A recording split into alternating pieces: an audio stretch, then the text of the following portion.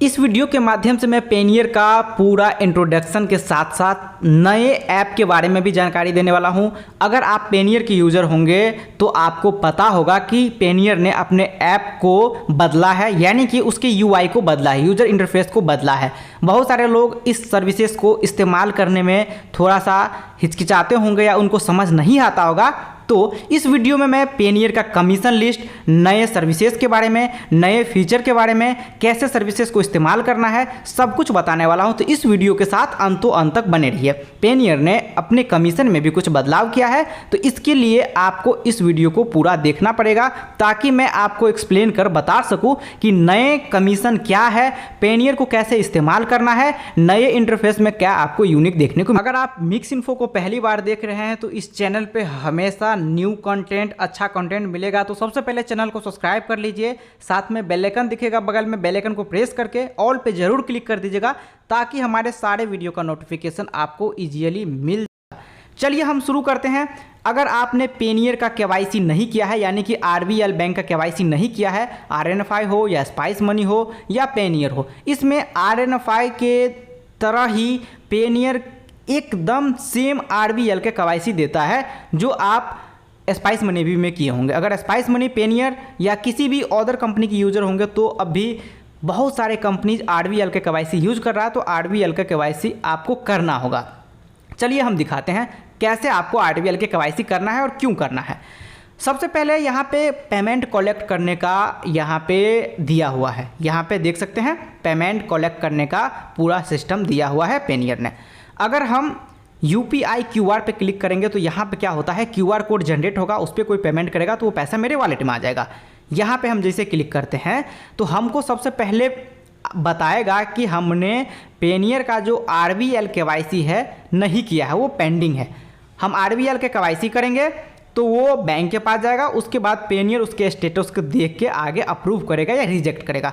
तो कोई भी आरएनएफआई हो, पेनियर हो या स्पाइस मनी हो, कोई भी कंपनी में काम करने से पहले आपको आरबीएल का केवाईसी करना पड़ेगा। उसी तरह से यूपीआई से आप पेमेंट कलेक्ट कर सकते हैं, मोबाइल पॉस से आप पेमेंट कलेक्ट कर सकते हैं, जो माइक्रो एटीएम जिसको बोलते हैं उसको पॉस भी बोला जाता है, और एसएमएस पेमेंट के थ्रू भी आप पेमेंट कलेक्ट कर सकते हैं। यहाँ से आप पेमेंट कलेक्ट कर सकते हैं।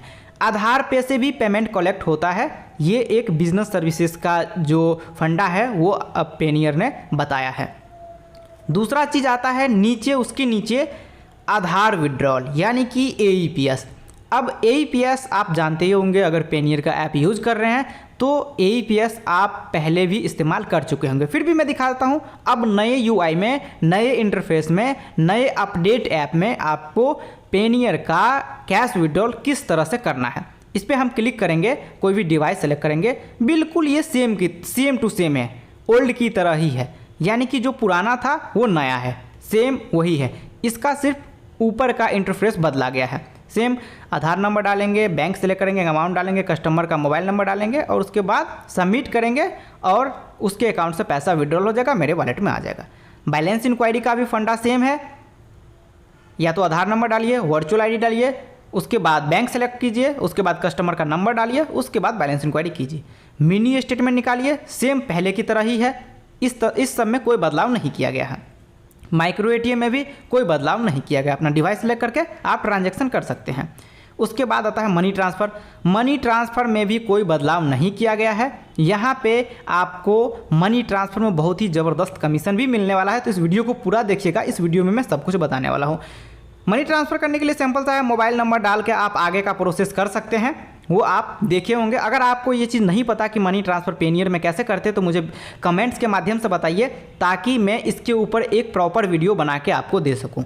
उसके बाद क्लेम एंड रिफंड है, यहाँ से आप कोई भी ट्रांजैक्शन सर्च करके या आप उनको देख सकते हैं, उनका मनी ट्रांसफ़र नहीं हुआ है तो आप उनको कंप्लेन कर सकते हैं। यहाँ पर बचत खाता एक पेनियर की तरफ से एक अलग सर्विस दिया जाता है, वो एक अलग चीज़ है। शॉपिंग कार्ट से भी आप पेमेंट ले सकते हैं, यहाँ पे मोबाइल नंबर डाल के ये चीज़ आप कर सकते हैं।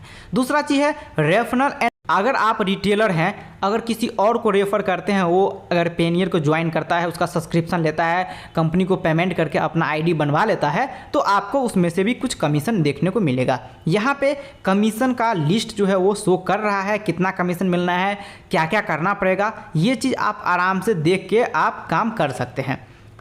उसके बाद यहाँ पे है utility and entertainment. Bill payment करने के लिए आपको यहाँ पे बहुत सारे कंपनीज का जो है ऑपरेटर्स मिल जाएंगे, बिल पेमेंट ऑपरेटर्स कंपनीज मिल जाएंगे, यहाँ से आप बिल पेमेंट कर सकते हैं। मोबाइल रिचार्ज भी कर सकते हैं। मोबाइल रिचार्ज में क्या कमीशन है वो भी मैं आपको बता दूंगा। यहाँ पे वीडियो के साथ अंतों अंत तक बना रहना होगा, उसके बाद आपको सब कुछ पता चल जाएगा। DTH रिचार्ज भी कर सकते हैं सेम, उसमें कुछ भी बदलाव नहीं किया गया है, बिल्कुल ये सब सेम है। क्रेडिट कार्ड का बिल पेमेंट कर सकते हैं, कैश कलेक्शन कर सकते हैं। उसके बाद एंटरटेनमेंट में आपको कोई भी सिमारो का हो, G5 का हो, ईरोज का हो, इस तरह की ऐप्स का आप सब्सक्रिप्शन ले सकते हैं, अपने रिटेलर को दे सकते हैं, अपने कस्टमर को दे सकते हैं। और आने वाले समय में बहुत सारे OTT प्लेटफॉर्म का आपको सब्सक्रिप्शन देने का सिस्टम मिलेगा, जिसमें आपको अच्छा खासा कमाई भी होगा। उसके बाद आता है इंश्योरेंस। इंश्योरेंस भी यहाँ से आप कर सकते हैं। इंश्योरेंस करने के लिए यहाँ से जो भी पॉलिसीज़ हैं, जो भी सिलेक्ट करना है आप सिलेक्ट करके कर सकते हैं। बिल्कुल ये चीज़ पहले की तरह है। यहाँ पे गोल्ड लोन के लिए अगर आपको अप्लाई करना है तो आप कस्टमर के लिए गोल्ड लोन भी अप्लाई कर सकते हैं। उसके बाद आता है ट्रैवल, IRCTC। अगर आप IRCTC का ID लिए होंगे तो आप यहाँ से आप रेलवे टिकट भी बना सकते हैं, फ़्लाइट का भी आप आराम से बना सकते हैं। इसमें कोई भी सब्सक्रिप्शन लेने की ज़रूरत नहीं है, कोई भी सर्विसेज एक्टिवेट करवाने की ज़रूरत नहीं है, ये चीज़ एक्टिवेट रहता है। लेकिन IRCTC के लिए आपको अलग से डोंगल लेना पड़ेगा। बस बुकिंग भी आपको यहाँ पे मिलता है बिल्कुल फ्री में। उसके बाद है आपको शॉपिंग कार्ड है, इनकम टैक्स है, लोन्स है। ये अगर आप पहले यूज़ करते होंगे, पहले से अगर ऐप इस्तेमाल करते हैं तो बिल्कुल पहले की तरह इसमें कुछ बदलाव नहीं किया गया है। अब चलते हैं कोई भी ट्रांजैक्शन का अगर आपको रिपोर्ट निकालना है तो कैसे निकालेंगे। माई रिपोर्ट पे क्लिक करेंगे और यहाँ से आप मनी ट्रांसफ़र, रिचार्ज, फास्टैग, आधार पेमेंट का है, आधार ATM का है, बिल पेमेंट का है, बस बुकिंग का है, ट्रेन का है, वॉलेट लोड का है, शॉपिंग का है, कैश कलेक्शन है, QR है, आधार पे है, इंश्योरेंस है, फ्लाइट है, क्रेडिट कार्ड है, माइक्रो ATM है। जो भी आपको रिपोर्ट निकालना हो वो आराम से आप यहाँ से रिपोर्ट निकाल सकते हैं। वॉलेट में कितना पैसा है, वॉलेट पे क्लिक करके देख सकते हैं। पेनियर में क्या अपडेट चल रहा है, नोटिफिकेशन पे क्लिक करके यहाँ से जो भी नोटिफिकेशन अपडेट के बारे में जानना वो जान सकते हैं। उसके बाद आप हेल्प पे जाके कस्टमर केयर के पास आप कंप्लेन कर सकते हैं, व्हाट्सएप पे कांटेक्ट कर सकते हैं, ईमेल कर सकते हैं, जो भी हो यहाँ से आप कर सकते हैं। होम पेज पे जाएंगे और अब आपको दिखाएंगे पेनियर का एक ज़बरदस्त सिक्योरिटी। पेनियर के मेन्यू बार में जाएंगे, सेटिंग में जाएंगे और सिक्योरिटी सेटिंग पे क्लिक करेंगे। यहाँ पे फिंगरप्रिंट देके हमें अपने डिवाइस को अनलॉक करना है। अगर आपको किसी एक सर्विस पे लॉक लगाना है, अगर आप चाहते हैं, अगर आपका फ्रेंड लोग आपका फ़ोन यूज़ करता है या आपके जानने पहचानने वाले यूज़ करते हैं, उस सर्विस को आप चाहते हैं नहीं यूज़ कर पाए, लॉक पे क्लिक करके सबमिट कर दीजिए। और जब भी उस एप्लीकेशन को कोई, जैसे कि मैं आधार पे को लॉक किया हूँ, आधार पे क्लिक करेगा तो उसका फिंगरप्रिंट मांगेगा। तो ये पेनियर का बहुत ही अच्छा सिक्योरिटी है। पेनियर का कमीशन क्या है चलिए वो देख लेते हैं।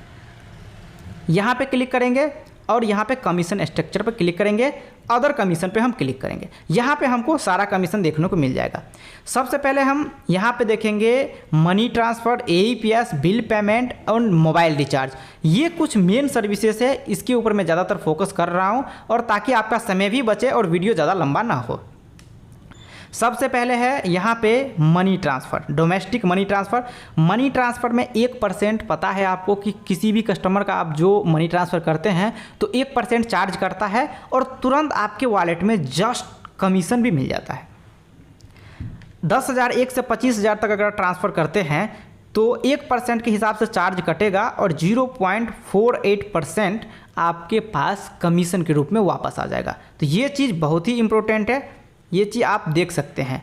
उसके बाद आता है आपका AEPS एंड माइक्रो ATM भी आपके लिए बहुत ही इम्पोर्टेंट बन जाता है। तो चलिए AEPS एंड माइक्रो ATM का हम देख लेते हैं। सबसे पहले हम यहाँ पे AEPS का देखते हैं। AEPS में 9 रुपया तक कमीशन दिया गया है, 7,000 से 10,000 तक के बीच में, और हर मिनी स्टेटमेंट पे 1 रुपया कमीशन दिया गया है। 9 रुपया के साथ साथ अगर 7,000 से 10,000 के बीच में अगर विड्रॉल करते हैं, 9 रुपया एक 10 रुपया हो जाता है।